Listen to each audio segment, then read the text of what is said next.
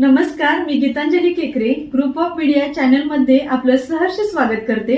पाहूयात आजची एक महत्त्वाची बातमी। Tatyasaheb Kore institute of engineering and technology Warananagar येथे प्राध्यापक व संशोधकांसाठी आयोजित प्रभावी संशोधन लेखन व अभियांत्रिकी संशोधन या विषयावरील 7 दिवसीय प्राध्यापक विकास कार्यक्रमाचा उद्घाटन समारंभ उत्साहात संपन्न झाला। या कार्यक्रमाच्या अध्यक्षस्थानी वारणा विद्यापीठाचे कुलाधिकारी माननीय श्री NH पाटील होते। प्रमुख अतिथी म्हणून माननीय डॉक्टर PS पाटील तर सन्माननीय अतिथी म्हणून माननीय डॉक्टर CD लोखंडे उपस्थित होते। उद्घाटन प्रसंगी मान्यवरांच्या हस्ते दीप प्रज्वलन करण्यात आले।